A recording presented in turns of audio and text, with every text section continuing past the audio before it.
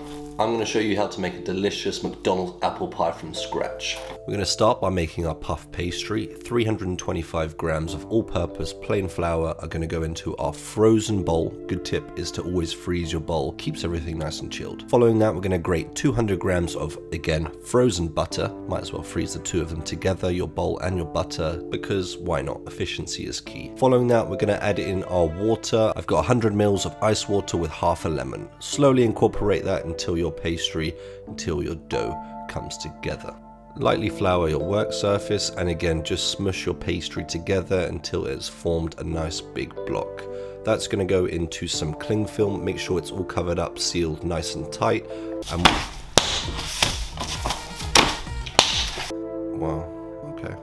Make sure it's sealed nice and tight, and then we're going to go into the fridge whilst we make our filling. Chop and peel 6 Granny Smith apples, and in between the stages I like to whack it in some ice water with lemon. Stops the apples from browning, keeps them nice and firm, keeps them nice and crisp too.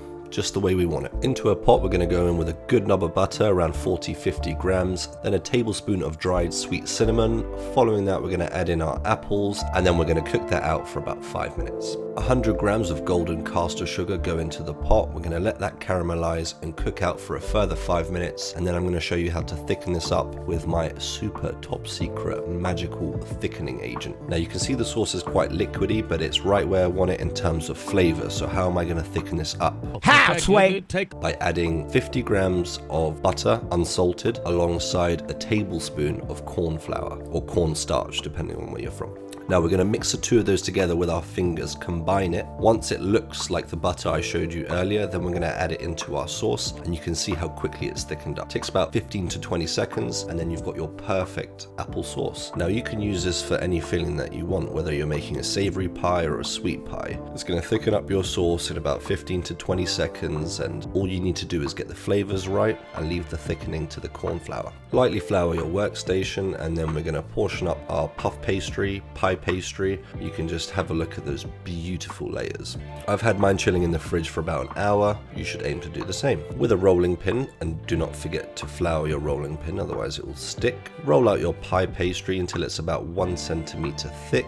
Cut the pastry into nice rectangles, and then we're going to add in a generous tablespoon of our apple sauce or apple filling. Pinch down the ends, make sure nothing seeps out. You don't want that thing to open up when you're frying it. Then we're just going to neaten it up with a nice sharp blade, and there you go, you've got your beautiful apple pie.